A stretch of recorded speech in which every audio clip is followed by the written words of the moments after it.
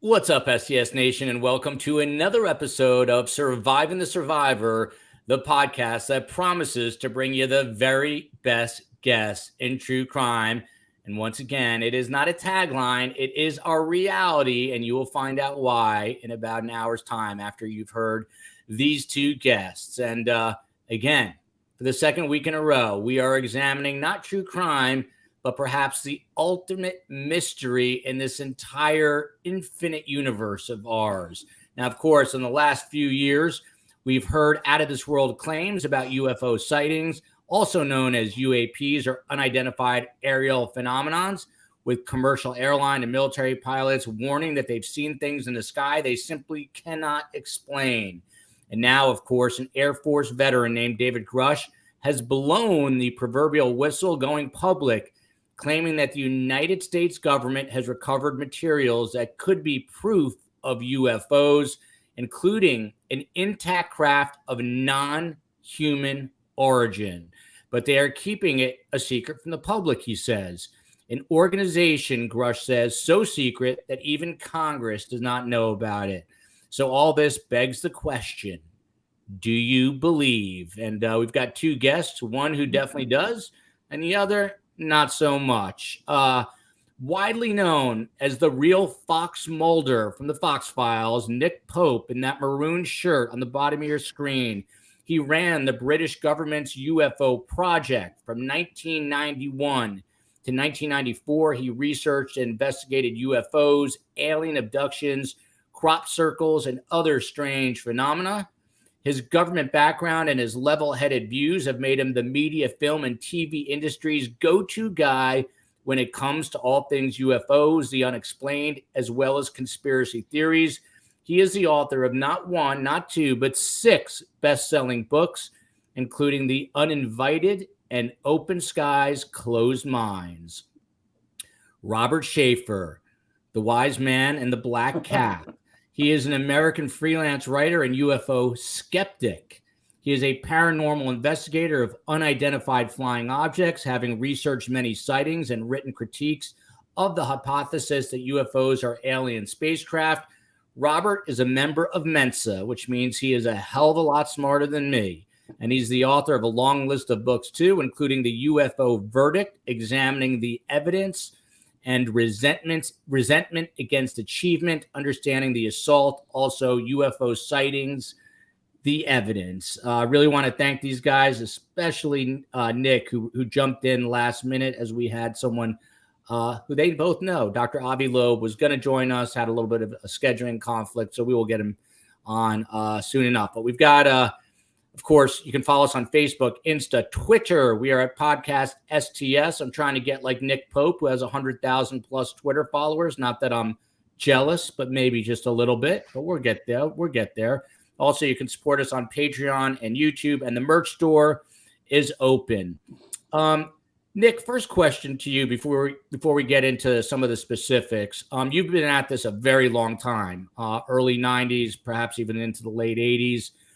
What is it like to suddenly sort of have this topic really come out of the shadows? I mean, we've had moments over the last bunch of years, last 5-6 years, but with David Grush, suddenly people who were making fun of guys like you are trying to book them on shows. Not that I ever made fun of you, but people are in hot pursuit of you now. What's it like?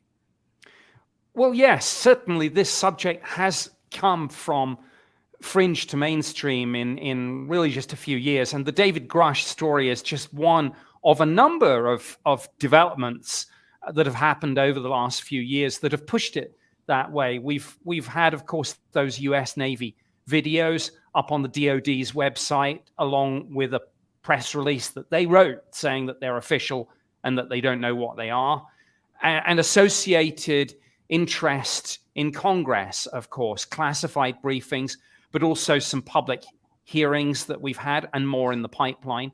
2 reports from the Office of the Director of National Intelligence, one of which essentially said, look, we don't know what UAP are, but whatever they are, this is now recognized as a defense and national security issue and a safety of flight threat.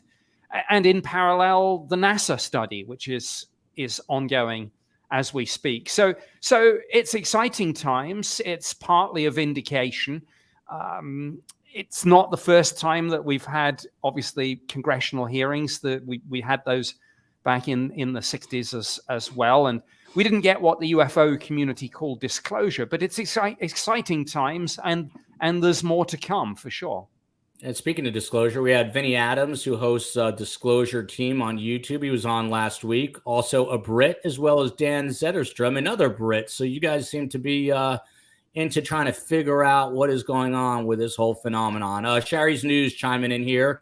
Looking forward to another controversial conversation on are there aliens or not? Has any person experienced them? If so, what transpired? See you at 7.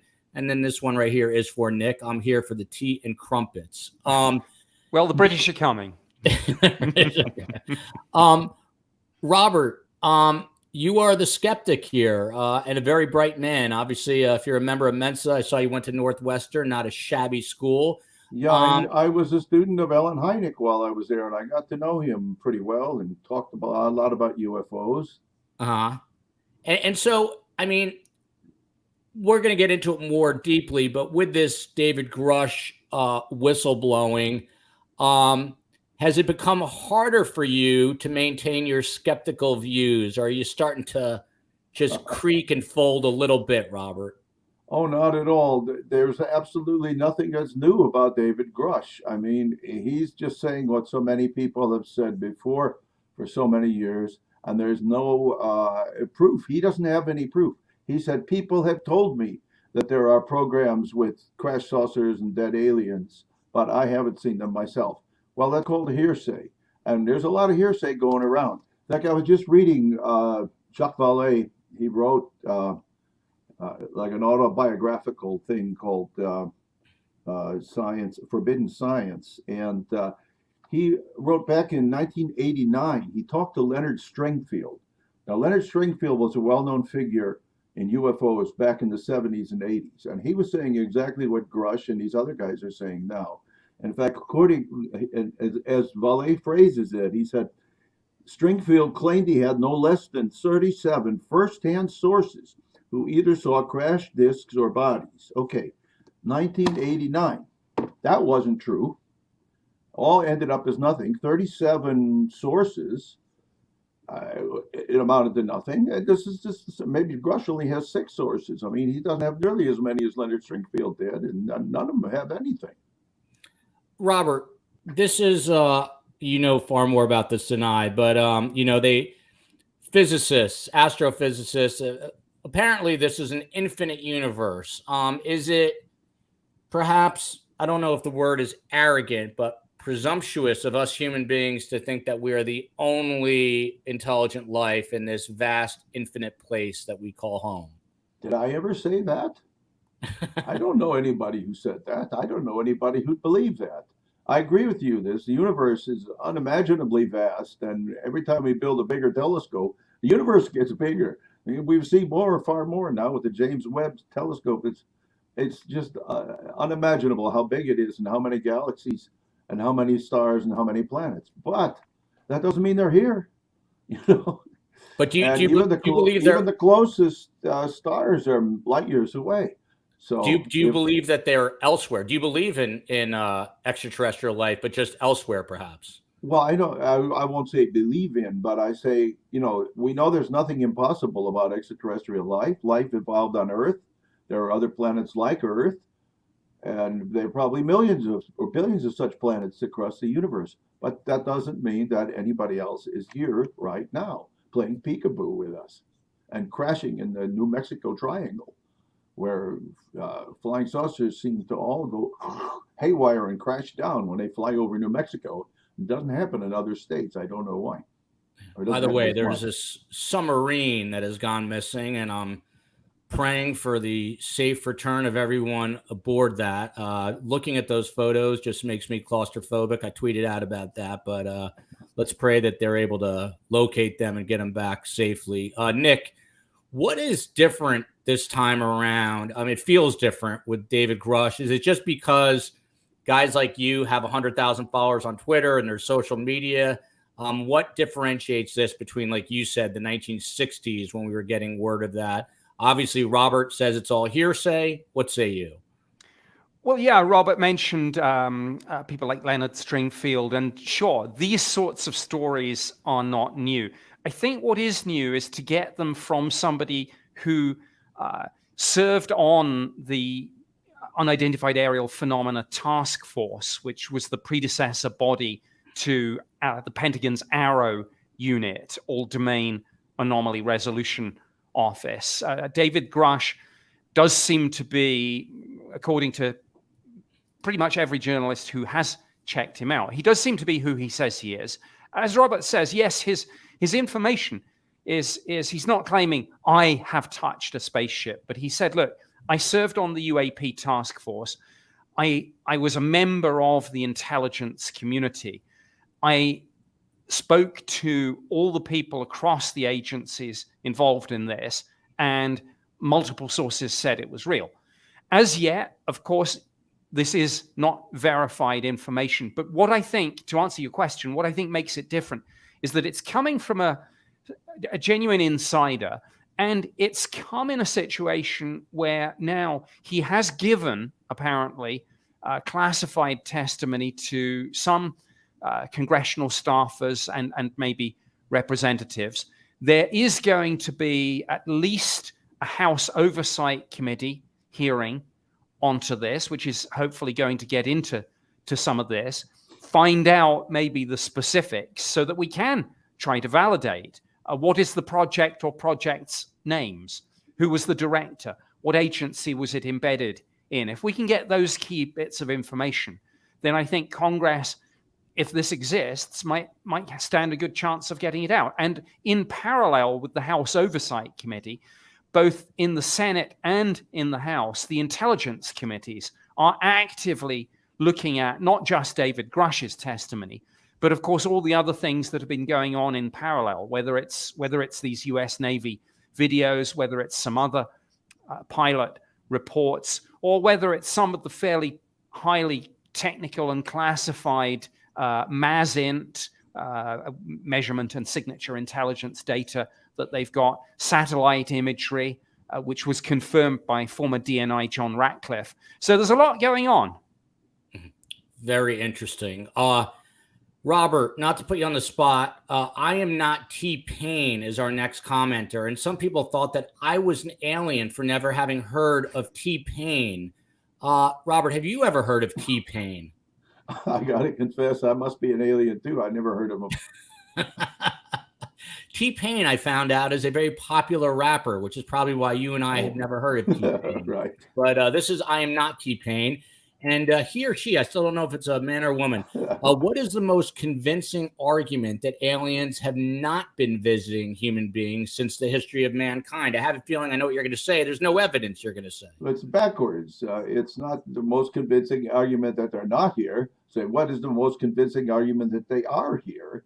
And that fails any meaningful test. You know, show me some wreckage. Show me lots of good, clear photos and videos of these things, multiple independent sources. But no, I suppose if you want to answer the question backwards, the most convincing argument that they have not been visiting us is that they don't leave behind any real indisputable evidence that they're here. If they were actually here and maybe managing things behind the scenes a little bit, they'd leave all kinds of evidence of their existence and of their involvement.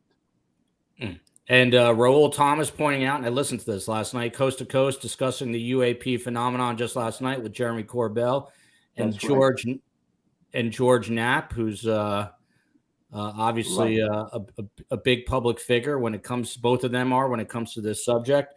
Right. Nick, I saw that was posted to Twitter that Jeremy Corbell last night on that show said that we're going to have disclosure within the next day or two. He said within the next 24 to 48 hours, he expects another revelation.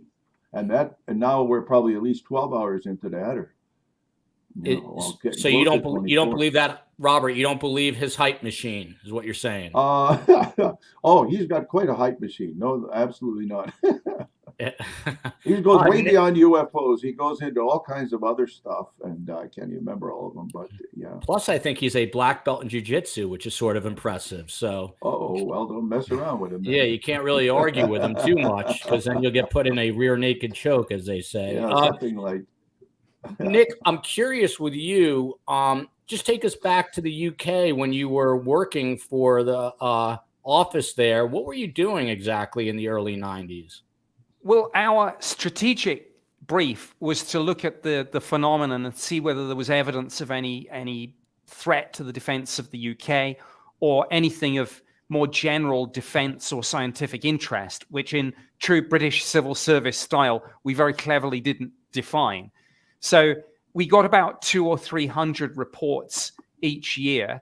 And actually, a lot of the files, many of which I wrote, have been declassified and are freely available at the UK's National Archives. So people can see a fair bit of what I got up to. But we would get these reports in. We would obviously get the account from the witness, and then we would see if we could find anything that might explain it. So we came with the view that most of these things, of course, have conventional explanations, which they do, and we tried to find them. So we would cross-reference with flight paths, military exercises, with satellite tracks, with bright stars and planets. So we would talk to the Royal Greenwich Observatory. We would talk to the Meteorological Office about weather balloon launches. We would speak to the Air Force, see if anything was tracked on radar. We would, if we had photos or videos, we would go to intelligence community imagery analysts and see what they made of it. And at the end of the day, most of these things could be explained.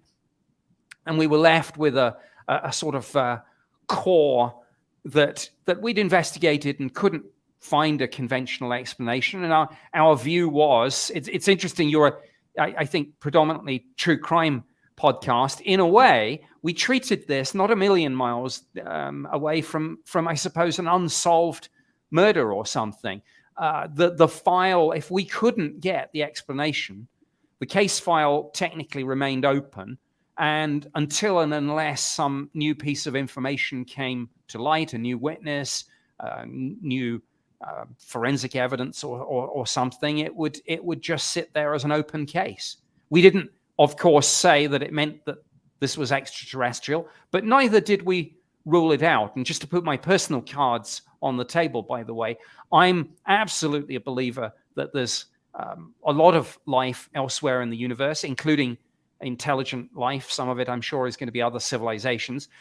I would like to think that we're being visited, and I hope we are, because the world would be more interesting with aliens than without. But I'm not one of these people that says it's proven. Clearly, it's not, and that's why I'm interested in what's going on with David Grush, with NASA, with the multiple UFO provisions in the current defense bill, and I hope that whether it's NASA, whether it's the Pentagon's Arrow office, whether it's Congress, whether it's Avi Loeb at Galileo Project, or whether it's a combination of them, I hope that someone is going to find that smoking gun.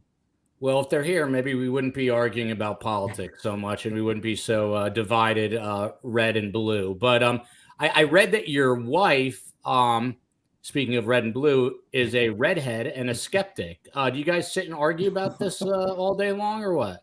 No, we don't. It's actually very good. She is the real life Agent Scully, completely skeptical. She's a scientist. She thinks it's all nonsense. And that's great because A, that keeps me grounded.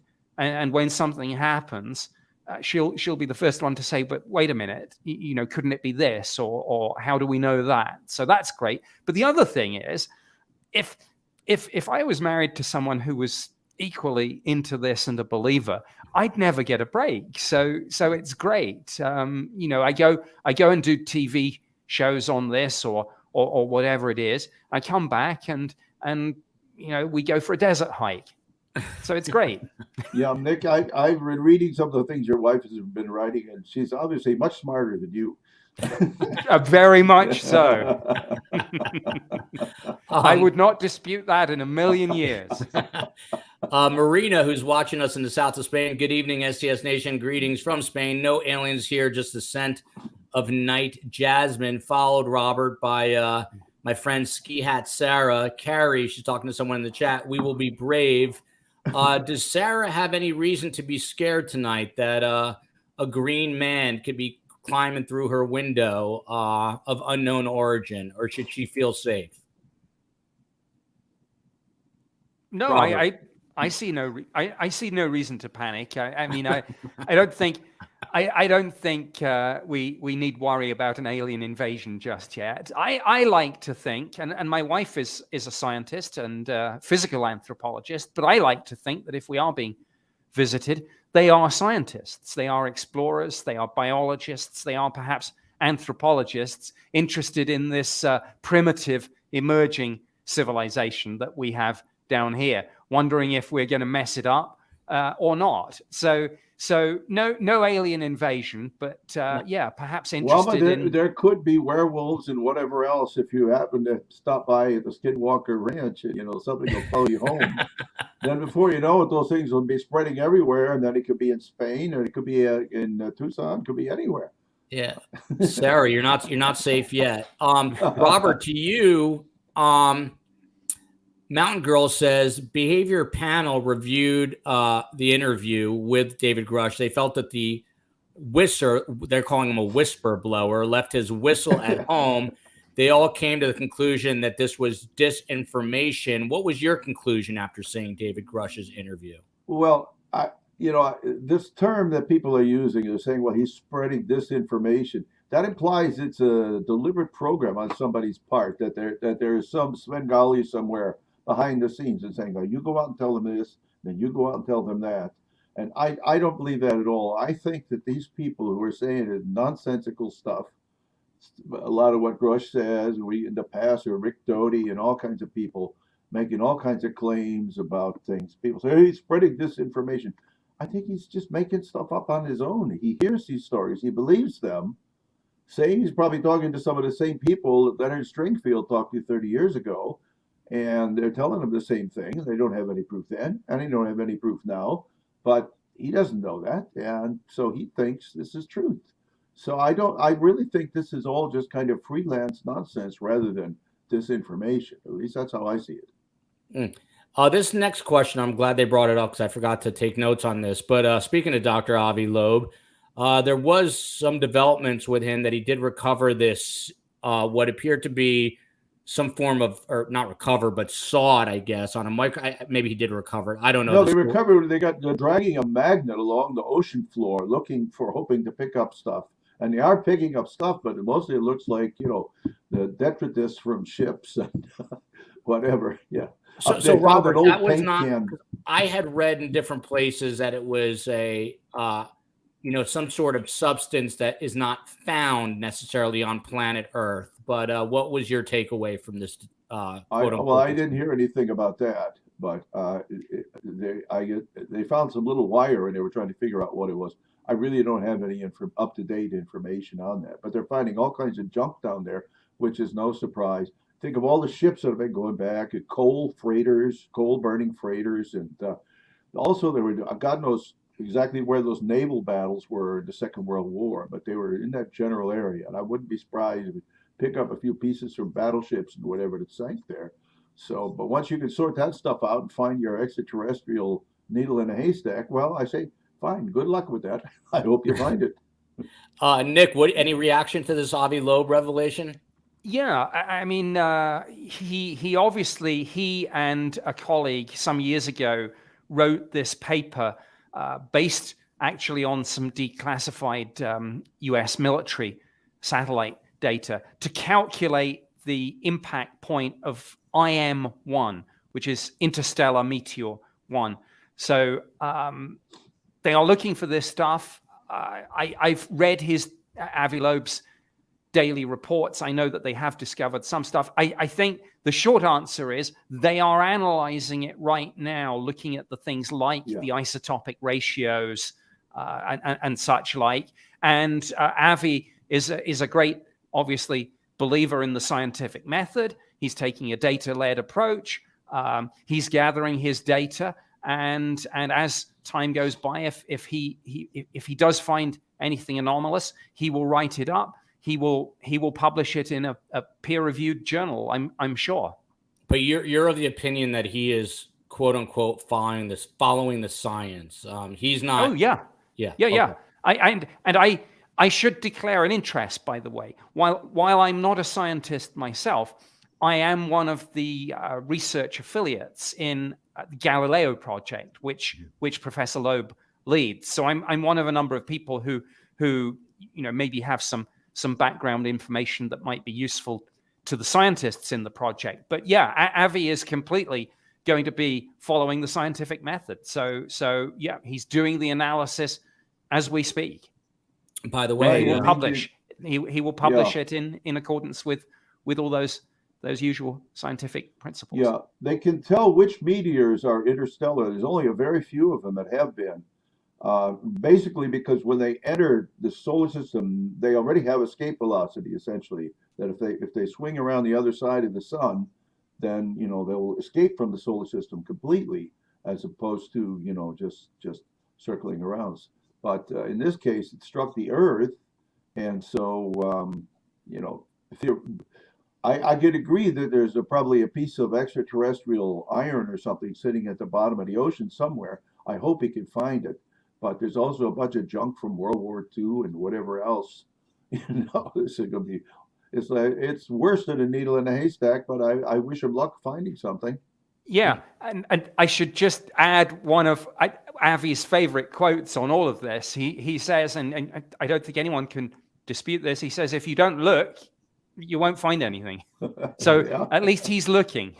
By the way, my dear mother invoked a rule. We had him on the show before we were true crime, before we were anything, to talk about his book, Extraterrestrial.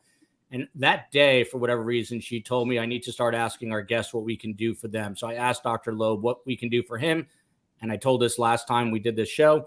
He asked me for $150 million for a telescope. And I'm a little short on the dough. So if anyone has $150 million, help me out here. There's a comment here, Nick, from Harry saying, Nick, are we being steered in a narrative to spin the truth?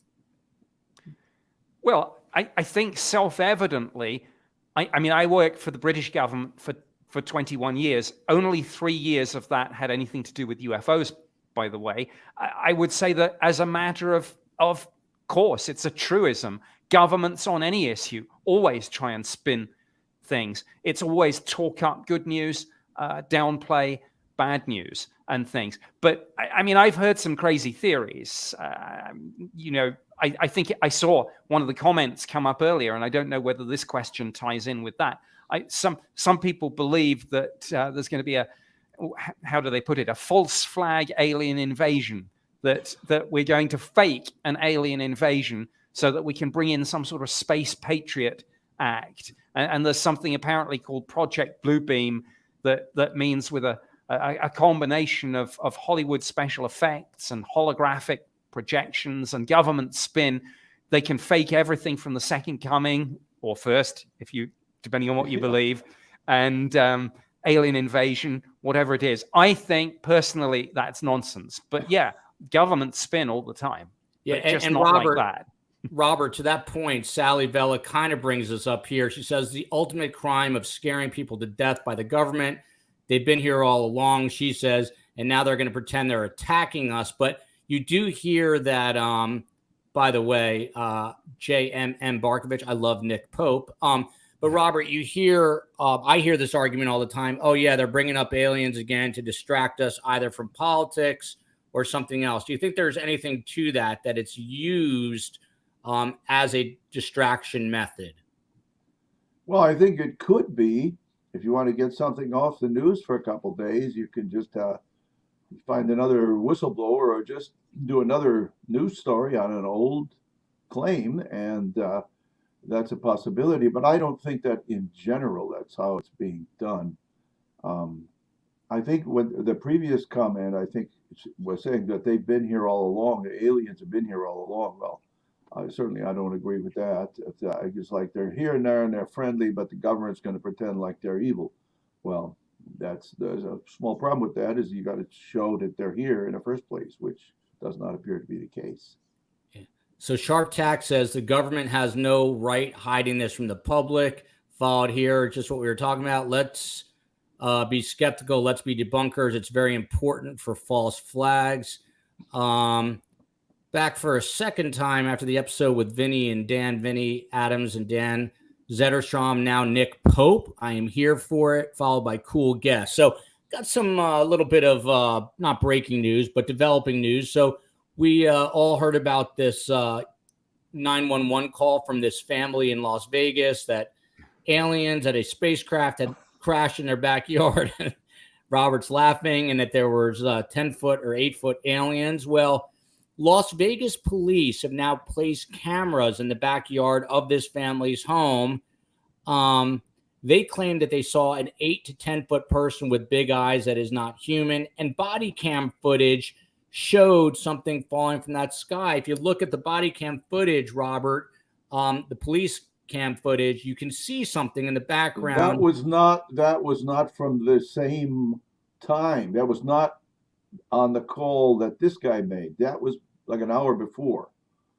That video, and I wrote a piece on this. If you look at my blog, Bad UFOs, just look at badufos.com. I got a lot of up-to-date information on there. This thing about the Las Vegas aliens, there was the American Meteor Society records brilliant fireballs. So the video of that we're talking about, the police body cam video, which was not associated directly with that call, it was an earlier incident, that they had 21 different reports from different states, Nevada, Arizona, Utah, California, of a brilliant fireball meteor coming down at that time. So there's really no doubt that what the video shows was a meteor. You look at the timestamp, it said 6:48, that's universal time. So Pacific Daylight, I think that's just before midnight. It's like 11:48 p.m. April 30th, so just before May 1st, UT. And then the incident with the so-called 8-foot aliens was about an hour later than that. So the two are not directly related. And if somebody claims they got a video of it, sure. It's are the police saying that they've seen aliens on their video? I assume not. Well, police who responded, one of them, at least one of the responding officers was, kind of freaked out a little bit. But to your point, and Nick, I'd love for you to weigh in here. The American Meteor Society, as Robert just mentioned, said that the flash of light was a fireball from a meteor entering the atmosphere at that exact time, and had documented it in its fireball logs. NASA has no comment, but Nick Pope, by the way, thank you to Diana Johnson for a super sticker here. Appreciate that very much. And Nick, to you, there's a question that remains here. So that might not have been a UFO crashing, but what were these 8 to 10 foot looking beings with big eyeballs that they were saying? I mean, these people actually sound very, I don't want to say credible, that's not the right word, but sincere. They sound sincere, and they were interviewed, and across the board, people that have spoken to them said they sound like they believe what they're saying. What do you make of that? Well, I'm with Robert on this one. Anyone can sound sincere. It doesn't mean that they are. I mean, I suspect this is some practical joke that's got out of hand. I've said as much on national TV. The fireball meteor is a fireball meteor. I mean, there's no doubt about that. I've seen plenty of footage of that, and it's a nice capture on the cops' body cam cameras, but everything else, 8 to 10 foot aliens, that part, I'm afraid, I think is completely made up. Now, whether it's just, as I say, a practical joke that's got out of hand, or whether it's some sort of viral marketing, there is some suggestion that the people behind this have not just a YouTube channel, but a site selling NFTs. The logos do look remarkably similar. I don't know whether, Robert, you did some research on this. I know Stephen Greenstreet at the Post did. Yeah, I tried to look at Sorry, go on. everything that would link those two of the NFTs and this fellow named Angel or Angel probably, and I couldn't find it. Like you said, it looks similar, but there doesn't appear to be any significant anything going on as far as the NFTs, at least not that I Right. could find. But I I mean, should point out, the mother and the father both told the police they didn't see anything. And if you look, I have the link on the Bad UFOs to the video that Angel made and telling about 8, 10 foot tall creatures. Okay, you just listen to that and tell me if you think that's would you believe him if you heard him tell that story? Just him, not his I mother, think, not his father, just him. yeah, I think it's no coincidence that this story really took off, irrespective of when the events actually happened. But it really took off in the same week as the David Grush story. And frankly, I don't think it would have done otherwise. I'd love it to be true, but come on, man. I mean, no, this is a hoax. Nick, Sarah wants to know if aliens are here, are they benevolent or do they have bad intentions? Well, I think I'd fall back on my comment about them coming here as probably anthropologists. And so therefore, I like to think that they would be a little bit cool and neutral. I don't think there's no evidence that, we're going to face an alien invasion. But neither do I buy into this whole, if we're being visited, it's the Space Brothers and the Space Sisters going to give us free energy and all of that. So I fall back on the anthropological argument. I do want to circle back on one point about government, which I think ties back to one of your questions and a couple of the other comments. I think something that's really quite refreshing in these politically divided days, which you alluded to, is the fact that interest in UFOs and UAP within Congress is bipartisan. And it's actually rather nice that you've got Republicans like Marco Rubio and Democrats like Kirsten Gillibrand coming together across the political aisle and saying, look, we don't know what UFOs are, but we should find out and we should make some efforts, given the technology we now have, to answer that question. And so I'm really encouraged by the fact that in these divided days, this is truly bipartisan in a way few things are. Yeah, maybe it will unite us, like I said. Diana Johnson, thank you for that super sticker. Wise Monkey says, Nick's reasoned, open approach to the subject is great. Evidence-based rationalizing with a little UK flag and the S in rationalizing. So I will presume that he is not an alien, but someone from the UK. Robert, to you, I don't know if you're familiar, and I'm not sure even how to pronounce his name, to be honest. A retired U.S. Air Force Captain David Schindel. He was a former Minuteman. He was a former Minuteman I intercontinental ballistic missile launch crew commander. He was involved with the September 1966 UFO incident in the Minot missile field. He came out and wrote something. He's in his early 80s, I believe. He says he has nothing but tremendous gratitude, admiration, and respect for the U.S. UFO whistleblower David Grush. As I said, he is a retired U.S. Air Force captain. He says that he has knowledge of the U.S. having in its possession a dozen or more craft from the heavens, which are not man-made, and that some of the pilots have been recovered. I spoke to his wife today. Sounds like a lovely woman. Seems like a rational guy. Obviously, a former Air Force captain. What would you say to him? Because he believes that the U.S., like Grush, is in possession of these non-human aircraft. What would you say to him? Did he say that he actually saw them himself? He saw these craft and saw these bodies, or is he saying somebody told me that we have all these crashes? And I think it's the latter. And I think so. We have another situation like we have with David Grush or with Leonard Stringfield or anybody else who's got all kinds of sources. He said, what, a dozen UFO crashes at least. Now, I wonder how many of them are in New Mexico, because That's where it all seems to happen. But they could be scattered all around the world, maybe, but then other governments would have it.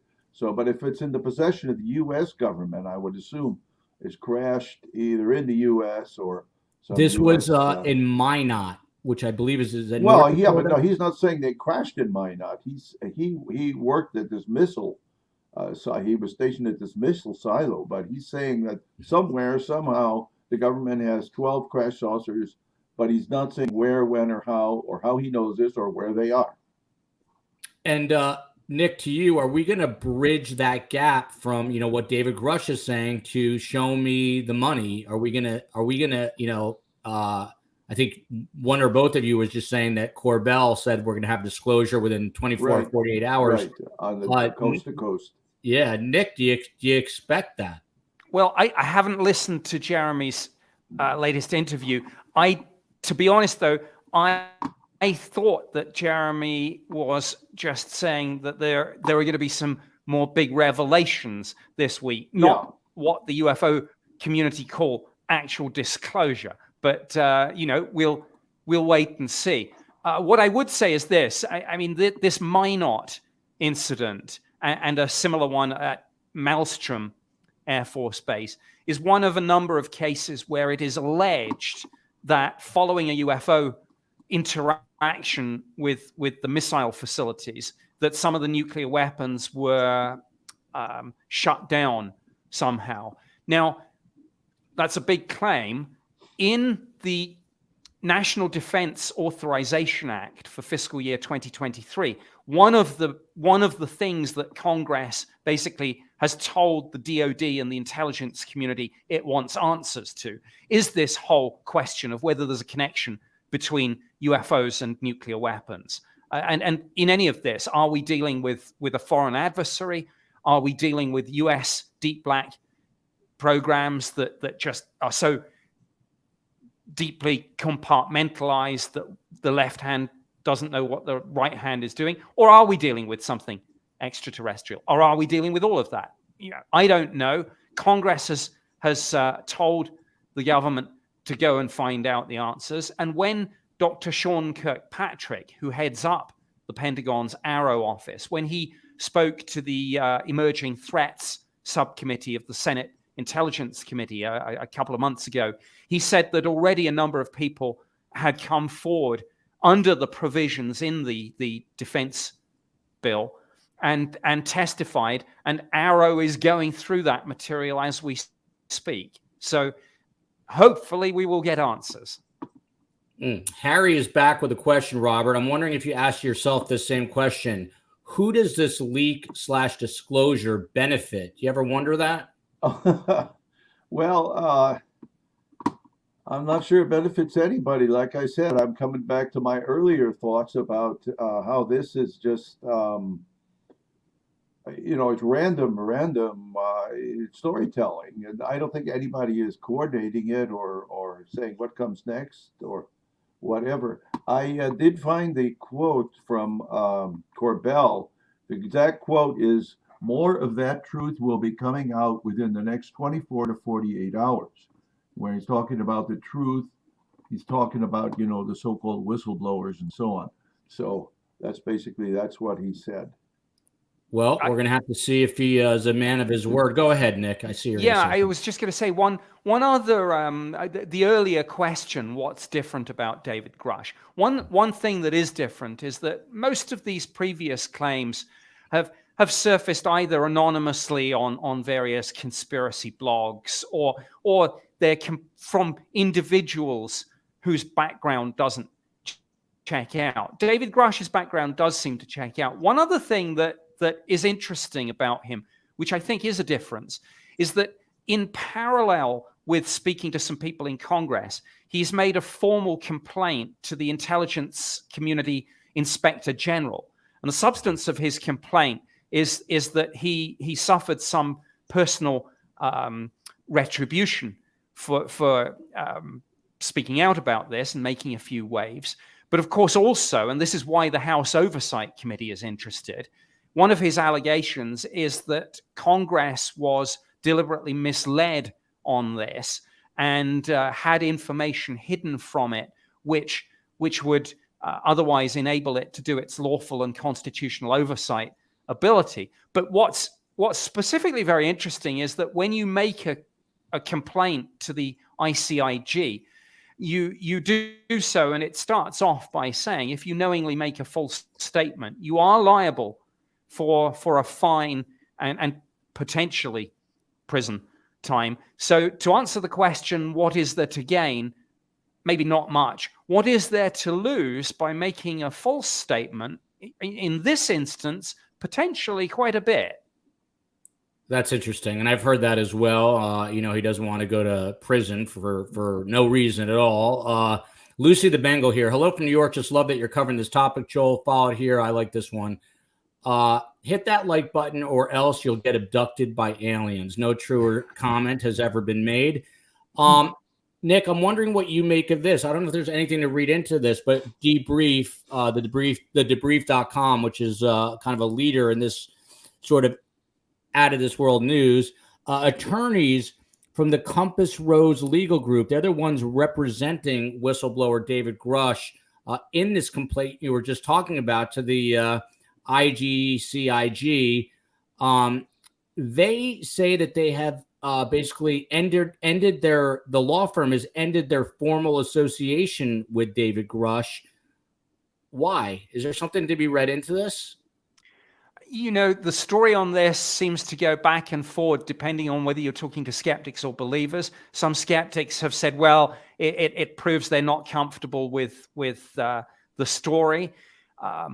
Believers have said, well, no, it just means the job's done. And now that they've got this in front of Congress, they can step out and let things take its course. I'm not an expert enough in the process to know. I did hear somebody from the debrief say that one of the lawyers, even though Compass have ended their formal agreement, one of the lawyers is staying on with David Grush in a personal capacity. I think, as with everything that involves anyone in the intelligence community, whether they're serving or retired, this very quickly gets very murky and difficult to follow. So there will be more twists and turns. So to answer your question, I wouldn't read too much into it just yet. Robert, back to you. So David Grush, here are two quotes of his. I'd like you to deconstruct both. The first one is, these are retrieving non-human origin technical vehicles. Call it a spacecraft, if you will. Non-human exotic origin vehicles that have either landed or crashed. It's a lot of fancy language, but are you going to just tell me that it's just hearsay once again there? Where's the beef? I mean, he says these things have crashed and we have the bodies and whatever. What's he talking about? He's talking about Roswell and the so-called Trinity crash that is now pretty well everyone agrees it's a hoax. Well, we got the Aztec crash. Everybody knows that's a hoax. I mean, what's left? He's claiming there's dozens of them or whatever. No, it's going to take more than that. You can't just say, well, I know people tell me that this is happening. No, let's see it. Let's see some solid, tangible evidence that these programs exist, that saucers have crashed. When Leslie Kean, when he first started to talk about dead alien bodies and so on, all of a sudden Leslie Kean was kind of stepping back as like buyer's remorse a little bit. She's the one who did one of the original stories. I guess it was the debrief. She and was it Ralph Blumenthal, and so now it's kind of like, well, she didn't tell. I don't go for that alien body stuff. Is basically what she said. It's like, if she told me this, I wouldn't have reported it. Now he's telling it to other people. She says, I don't care what he tells to other people. That's like saying, I don't care if he lies to other people. What he told me was the truth. So, it's, I would call it buyer's remorse a little bit, but obviously she's in too far to step back completely. So, yeah, this whole thing, ultimately, a year from now, nothing. None of these none of these so-called programs will be revealed. There won't be any crashed saucer pieces. There won't be any dead alien bodies. It'll just be more stories. But then another guy will come along with the story, And the media, and especially the sensation-hungry media, the people that want clicks and ratings without doing any real journalistic work, they're going to run with the news story, and just forget it. It's like you're wounded on the battlefield. Who was the whistleblower from 2 years ago, 4 years ago? I can't remember all their names, but these stories, they just go on. Nick, I think Robert is telling you not to get your hopes up. Harry gave me a super sticker here, so I'm thankful for that. Sherry's News says, "Show me the alien." Nick, I'm going to.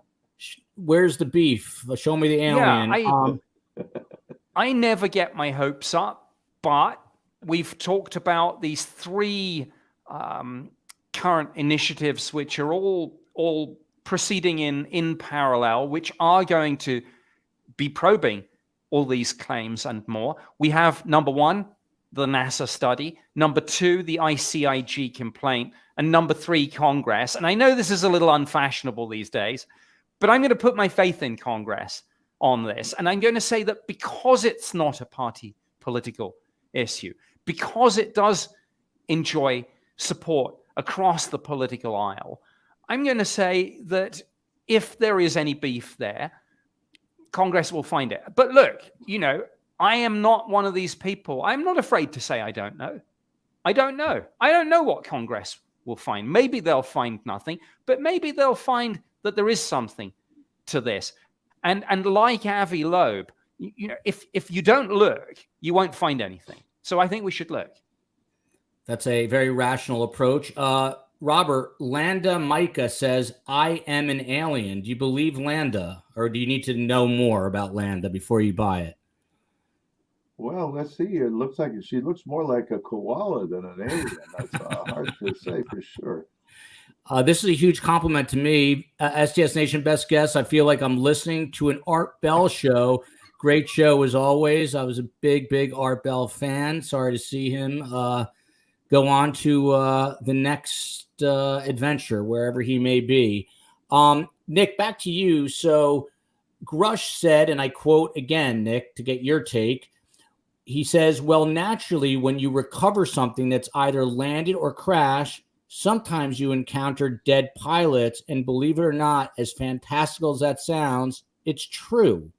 I don't know. I'm starting to think Robert might have the inside track here, but he's saying this, but yet he is not showing us. So again, are these just, like my mother would say, these are hollow words? Do you agree or not?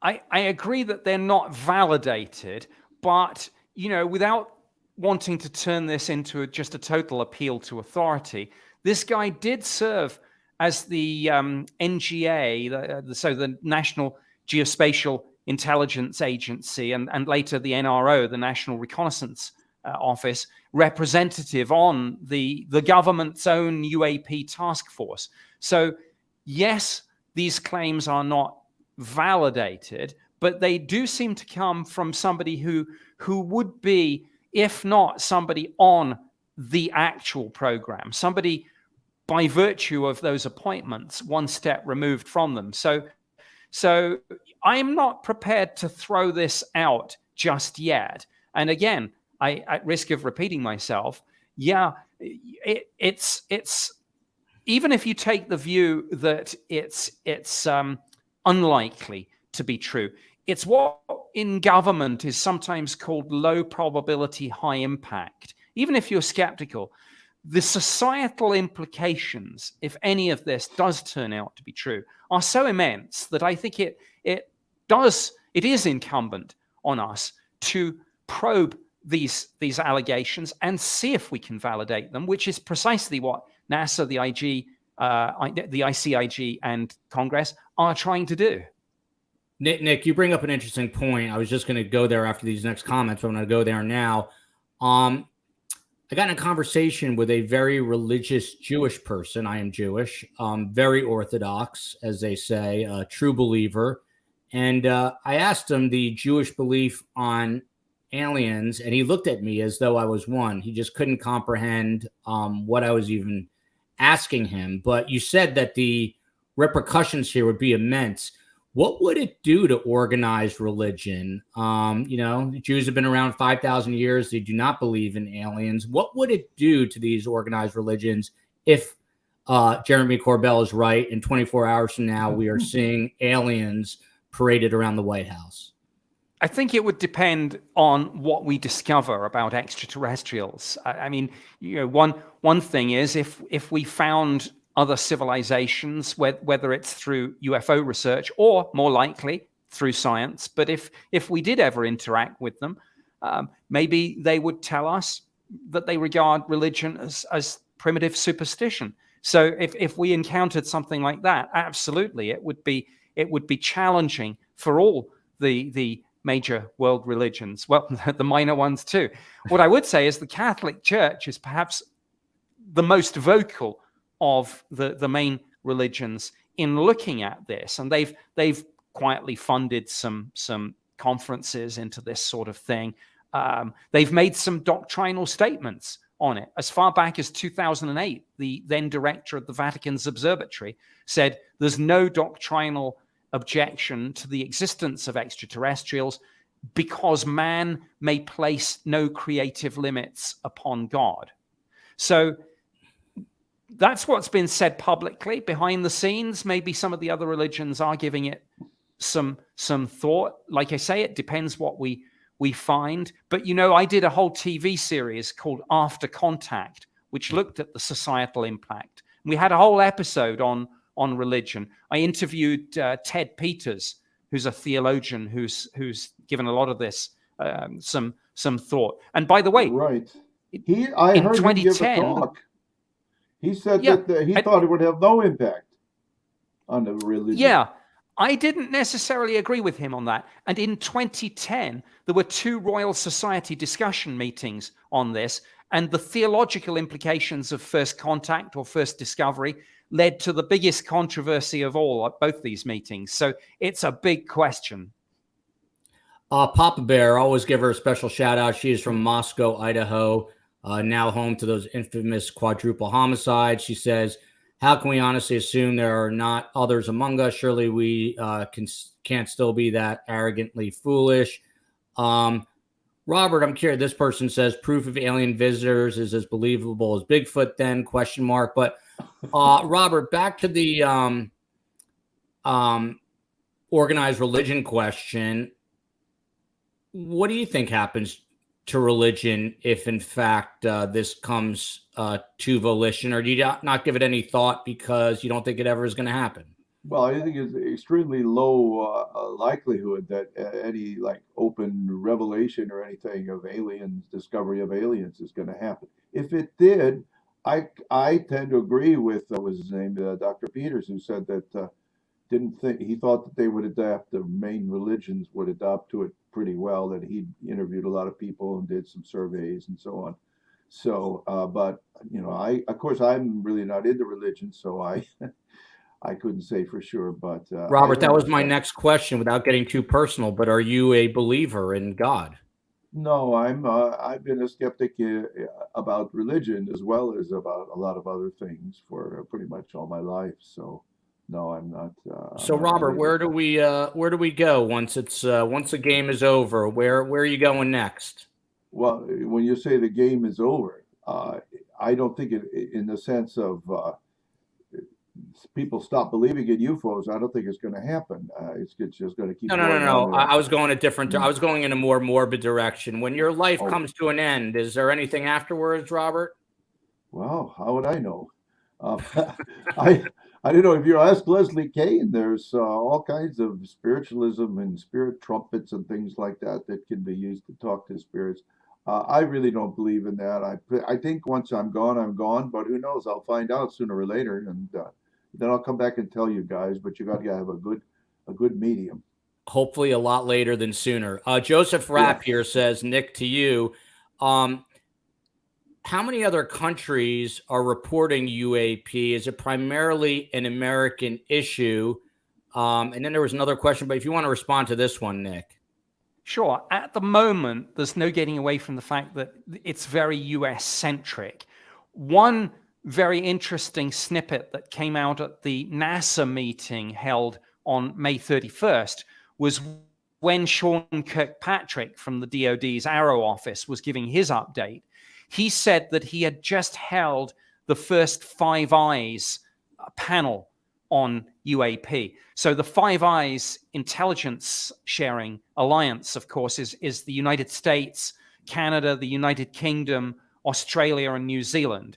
So there, certainly from what Dr. Kirkpatrick said, there is now, at least behind the scenes in the intelligence sharing apparatus, some discussion about this. And I hope we're going to hear more, but of course, just by virtue of the fact that this is in the intelligence community, we probably won't hear many details. Well, there go are ahead, lots Robert. of a lot of countries are very active and very excited about UFOs. I'm not talking specifically now, the whistleblower, but just as a general statement that a great deal of UFO activity in South America and Brazil, Chile, Argentina. I've written about some of this on my blog, Bad UFOs. Chile had an official organization, CEFAA, which was, I guess, like an aviation organization that has its own UFO subcommittee or whatever they're calling it. They released a video of something that they thought was an unidentified object. And I think it's a fly, and a lot of people think it's a fly, but Leslie Kane thinks it's the case that skeptics have been dreading. We have lots of reports from Europe, from Asia. There's no country anywhere that doesn't report UFOs. Wise Monkey, Nick, is it true some of our UFO files are still time barred under the Official Secrets Act?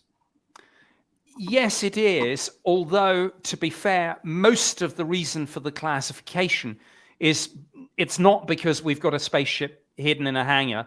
If that happened in the UK, I'm afraid they didn't tell me.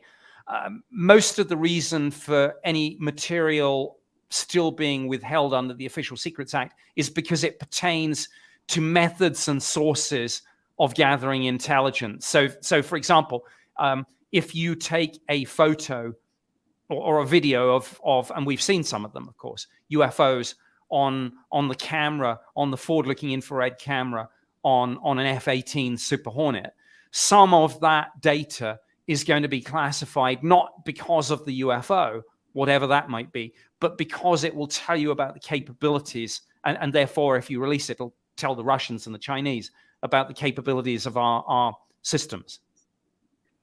Snowy says, watching from the UK on the way back from work. I hope you're not driving while you're doing that.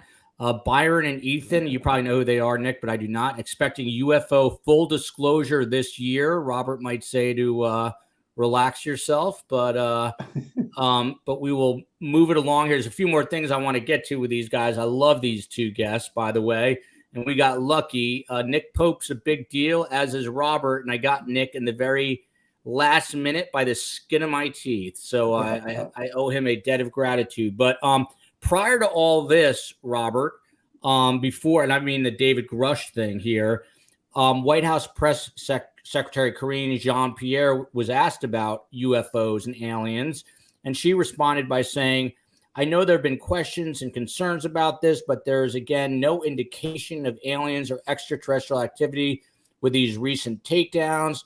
I wanted to make sure that the American people knew that. All of you knew that, yada, yada, yada. Are they being evasive or are they being honest, Robert? Oh, I think in that case, she's being honest, perhaps one of the few times, but yes, I think that's accurate. There's no evidence of any of this stuff. These are just stories. You know, I mean, if you think about what's being alleged, they're being alleged that there is a program, probably several programs of U.S. people, U.S. engineers, trained people, technicians who go to work every day and pick apart a flying saucer and catalog what's in it.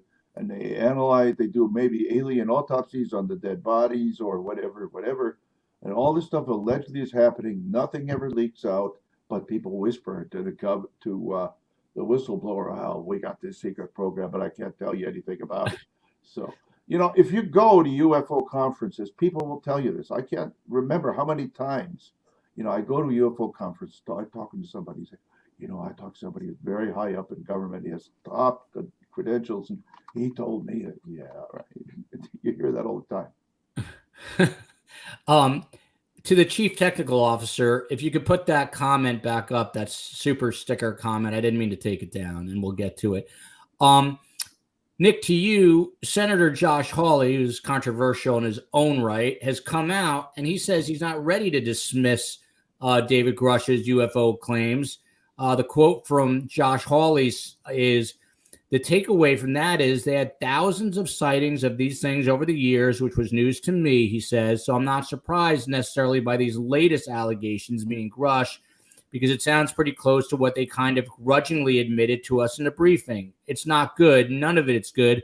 I think we want to get to the bottom of this. I think it's disturbing. And then you've got Tim Burchett from, I believe, Tennessee, a congressman, not a senator, who says, our government has been surprisingly quiet about the topic for many decades, despite the many reports of extraordinary UAP sightings. We need to know what these things are, how they operate, who or what is controlling them, and what they are doing. I guess my question is, it is bridging kind of the partisan gap, the partisan divide, but do you believe their words? Do you believe that there will be some sort of government accountability, that they will hold these hearings and will demand to get answers for the American people? Or is that just politicians spewing politics? Oh, they will definitely get hearings. Like I say, the House Oversight Committee has already said it's going to have another one. Senate and House Intelligence Committee are moving forward with this. Senate and House Armed Services Committee. Actually, it's quite interesting. And I saw I'm getting good at this, by the way. I'm reading the comments at the bottom myself, and I see there's a question about NASA.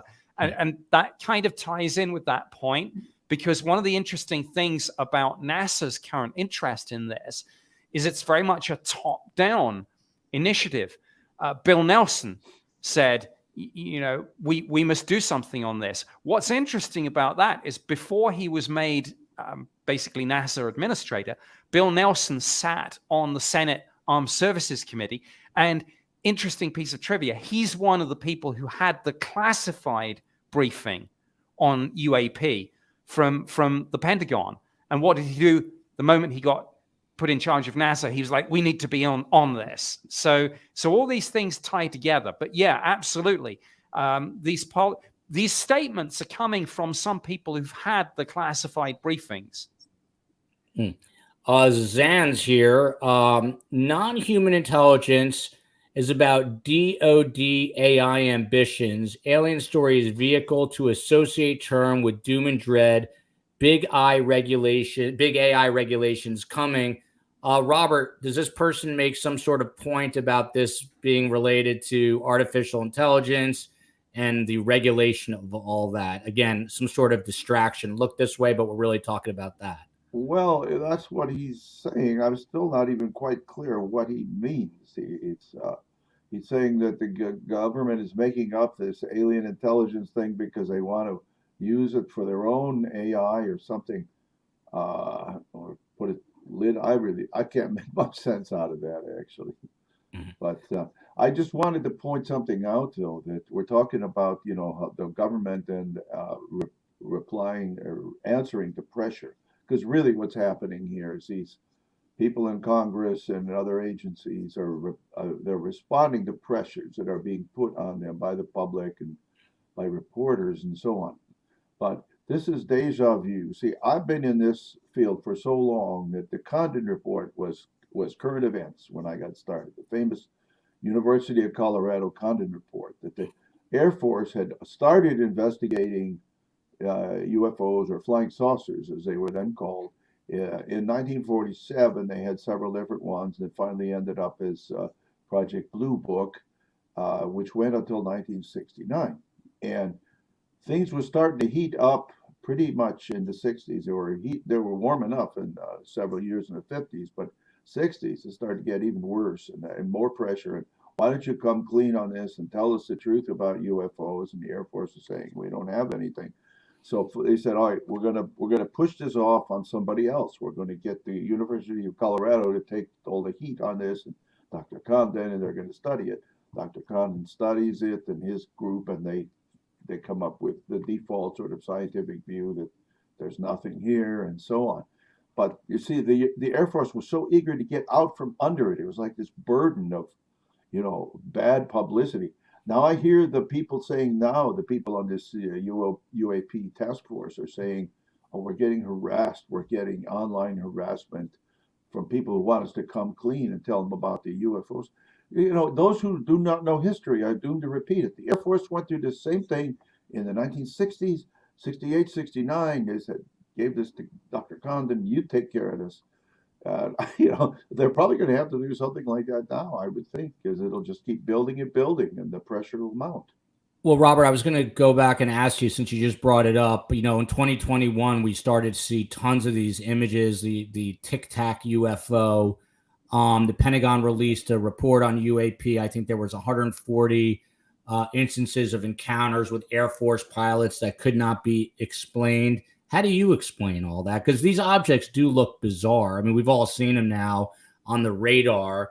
Are these some sort of advanced, technologies from China, or how do you explain it? Well, again, we can't talk about everything all at once because, you got those 3 videos, okay, that have been released, and a few more that have turned up, Jeremy Corbell and others, and now you're talking about hundreds of sightings. You can't give a single explanation for everything.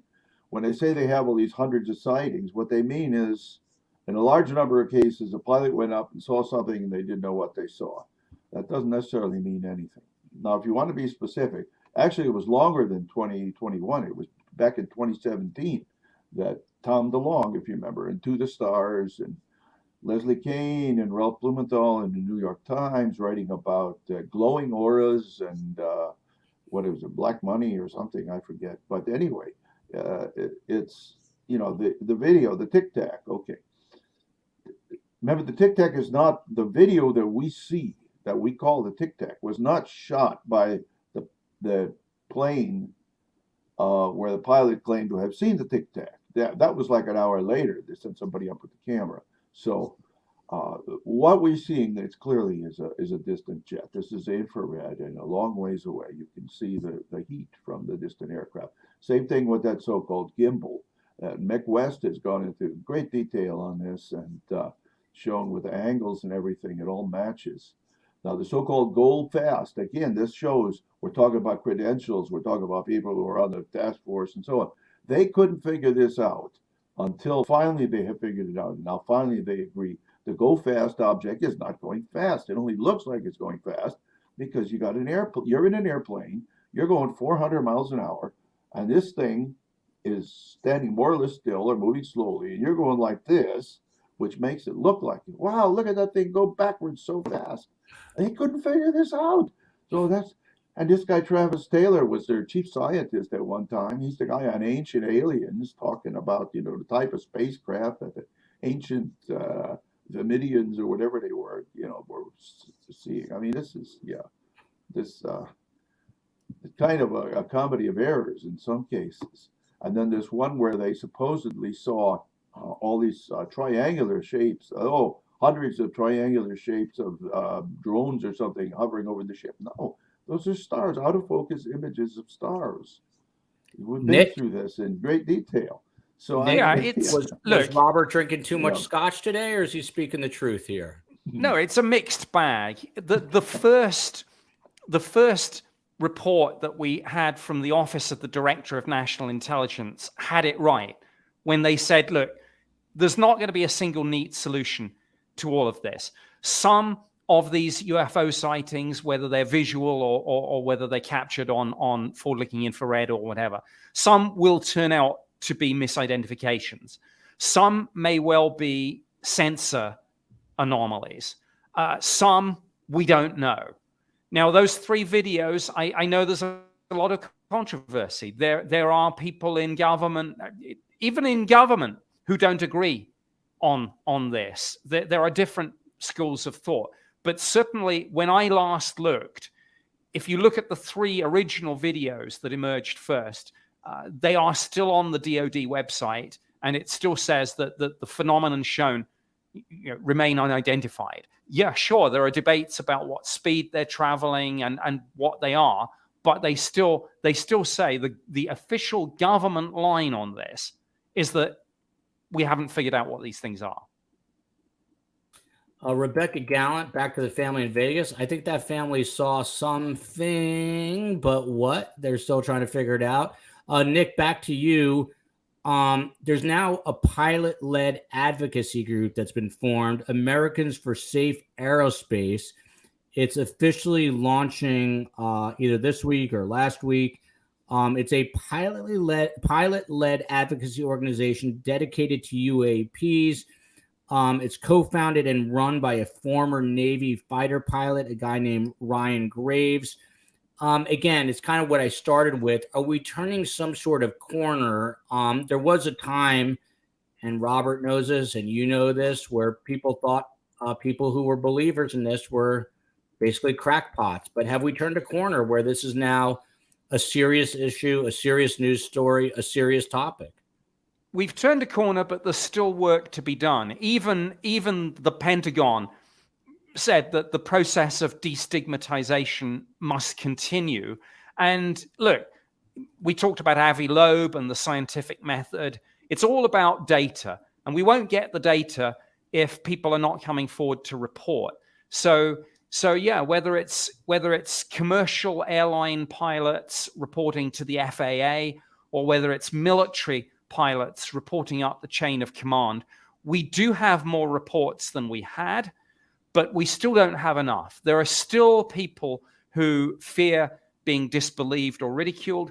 There are still people, despite the standard operating procedures being written, there's still people who don't know how to make that report. So advocacy groups like the one that Ryan Graves is involved with, bodies like I forget the precise name, but the body that deals with astronautics and aeronautics, they now have a UAP subcommittee. This is all steps in the right direction. So some good work done, but we're not quite there yet. The man in the cool black cap, who I would rock that cap, as they say, Robert. It is Robert Schaefer, an American freelance writer and UFO skeptic. He is a paranormal investigator of unidentified flying objects. He's researched a ton. He's also a member of Mensa and is the author of a long list of books, including The UFO Verdict, Examining the Evidence and Resentment Against Achievement. Giovanni here says, show the people the proof. And then, Robert, before we get your closing thoughts, I forgot about this, but I've read about this.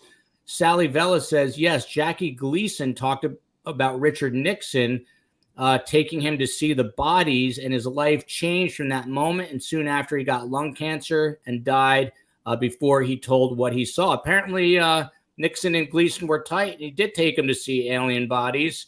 But you say no, Robert. What do you say? Well, that's another one of these stories going around. Now, it's not Gleason who says that himself. It's his ex-wife, or his widow, I guess, after he was dead, told that story to the National Enquirer or somebody, and then it got legs and ran all over. And again, people are trying to track it down, and there's no absolute substance that anyone can find to it. There's no proof. And just the notion that Nixon would be in a car driving by himself, pick up his friend, they drive into the base, we'll see where the aliens are. It just doesn't sound plausible at all. You realize that everyone's talking about crash saucers, alien bodies. All it takes is one of these programs, one person in one of these programs, to step forward and say, I'm going to be a real whistleblower. I worked on dead aliens. I disassembled crash saucers. Here's my proof. Here's my photos. Here's what I know. All it takes is one such person to say this. It hasn't happened. It never will happen. It won't happen because there are no such programs. Raul Thomas, back to you. Bob Lazar claimed to see UFO crafts at Area 51, Robert. This is a big, Bob Lazar is a kind of a legend in the field. Oh, yes. Well, let me just put it this way. Stanton Friedman didn't believe him at all. Stanton Friedman was, of course, the flying saucer physicist, and he is certainly no debunker. But sometimes he would investigate carefully. And in this case, he investigated the hell out of Lazar, and he found pretty much everything he says is false. His educational background doesn't match up. He can't prove that he was at these places. There's no record of him being at MIT or Caltech. He's not a physicist. Friedman has enough. I have that information on my blog. Just go to Bad UFOs and look up. There's a little search bar at the top. Just put in Lazar, and you'll find this. No, he's a hoaxer, and it's remarkable he's been able to get away with fooling so many people for so long. So, bottom line, Robert Schaefer, you're not expecting disclosure in 24 to 48 hours. Are you ever expecting it? Well, not that disclosure. No, if some alien ship were to turn up, of course, everyone would see it coming because when you've read some of the science fiction stories, they say, "What's that bright light out there?" Oh, it's our spaceship decelerating. And it would put out huge amounts of energy to decelerate coming in from interstellar space and so on and so on. So, yeah, maybe something like that might happen. I'm not expecting it, but theoretically it might. But short of that, no, these are just stories that are getting recirculated, going recycled. Recycle your bottles and recycle your UFO stories too. I love how unflappable Robert is. The man in the maroon shirt saved me today, and I owe him. He is the real life Fox Mulder. Nick Pope ran the British government's UFO project. From 1991 to 1994, he researched and investigated UFOs, alien abductions, crop circles, and other strange phenomenon, which I won't even ask Robert about. And he is the author of 6 best-selling books, including The Uninvited and Open Skies, Closed Minds. This comment here, by the way, what Jeremy Corbell is most likely referring to is the 5 terabyte archive being released June 23rd at 2 p.m. Central Time, containing over 700 whistleblowers and information on 119 recovered UAP. Nick, are you looking forward to all this? I am, but as ever, I think there might be the danger of information overload. That when Sean Kirkpatrick last testified, he said to Congress, "Look, you Congress need to prioritize what you'd like us to look at when it comes to this testimony." So I think the Senate Intelligence Committee, and the Senate Armed Services Committee, they do have work to do on this, but I'm encouraged. I think we are in an interesting era. I do agree that disclosure is more likely to come through science, whether it's Avi Loeb finding something or James Webb Space Telescope picking up maybe a techno signature. But again, quoting Avi Loeb, if you don't look for these things, you won't ever find them. So whether it's NASA, the DOD, or Congress, or the Office of the Director of National Intelligence, they're all now looking at this with their sort of serious faces on, and let's wish them luck. Why not? I mean, the world would be far more interesting with extraterrestrials than without. And I know it's one of my favorite sayings, but I will just say the skeptics have to be right every day. The believers only need to be right once.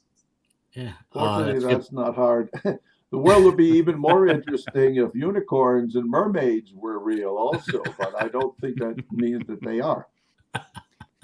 But we're picking up the UAP on the satellite, of course. I'm not sure about the mermaids.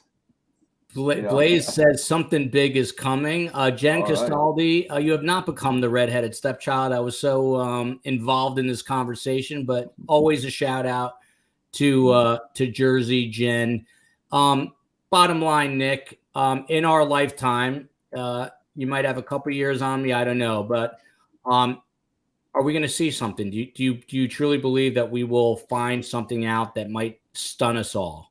I'm an optimist, so I'm going to say yes. And then I think that's interesting because then we get beyond the simple "is it or isn't it" debate, and we get he just to those. Froze at such a crucial time. Am I still there? Can you hear me? You're still there. Go for it. Oh, yeah. I think once we find something, we get to those next order questions, which are far more interesting. what is the societal impact going to be on politics, religion, science, technology, the economy, philosophy, and the rest of it. So yes, I'm going to say absolutely we'll find it and bring it on.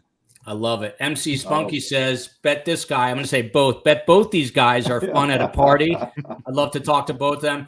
Huge thanks to both of these gentlemen, Robert Schaefer and Nick Pope, for coming on. I hope they will come back on as we continue to follow the story. A quick programming note on our end. Tomorrow night, the legend herself is back. The show Mindhunter on Netflix is loosely based on her work, as there is a new docuseries about Dr. Ann Burgess.